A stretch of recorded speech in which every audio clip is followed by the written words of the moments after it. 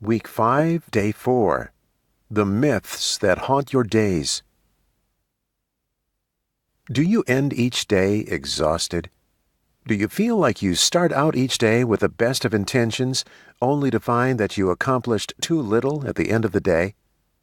Are you bombarded with information, decisions to make, projects and opportunities to pursue, all of it happening at an increasingly hurried state?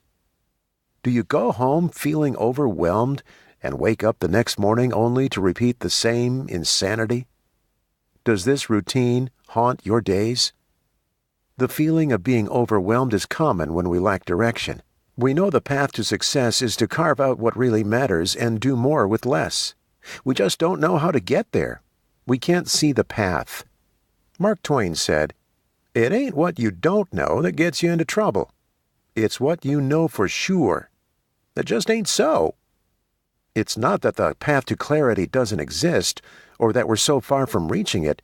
It's just that we're blocked mentally in how we approach the first step towards achieving what we want. We've got a lot of false ideas and myths inside our heads. This week, commit to seeking more clarity. Get on the monthly marketing call with me. Schedule your next mastermind meeting, or upgrade your membership to a higher level. There are solutions to your problems in this universe that you just haven't approached yet. You choose to get off the merry-go-round of daily exhaustion and take a different path. You choose. It's not hard to understand, but you might have some trouble accepting your path to clarity because of all the myths in your head.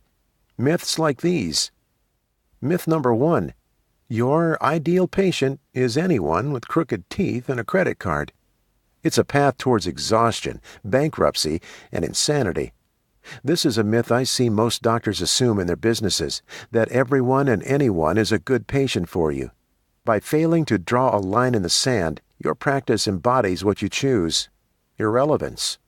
If you can't show me 5 things you're doing this month to be a very valuable someone to a very specific type of patient, your lack of relevance in the marketplace will continue to commoditize your business. Price elasticity, strength of internal referrals, and profitability are all weakened or undermined when you lack relevance in the marketplace. Start defining your ideal patient today and make a plan to attract more of them. Myth number 2. Conforming to what the industry always does is the best and safest option. 99% of orthodontists fail to take the severe risks of conformity seriously. In 1951, Solomon Asch designed a now famous psychology experiment in which students were secretly planted in a test group and told to purposely give the wrong answers to simple questions about the size of lines on a piece of paper. Not surprisingly, even though the answers were clearly wrong, over half of the unassuming students were able to be convinced to go along with the wrong answers. Given the opportunity to speak the truth or go along with something socially convenient, we take the easy path every time. It's one of many reasons I don't attend society meetings or association events. I have no interest in watching a group of orthodontists sit in a circle and copy everything the other is doing. I'd much rather hang out with real estate developers, smart marketers, manufacturers, or presidents of universities, all of whom are in my circle of influence. My brain trust. Hell, given any other reasonable alternative, I'd rather hang out with anyone besides another industry look-alike trying to find the next pearl or tweak on a broken system. I'm much more prone to question everything, blow the entire system up, and start over than to follow any semblance of conformity. But that's me. You don't have to be so extreme. However you decide to approach this topic, there are critical areas in any business that need to be questioned.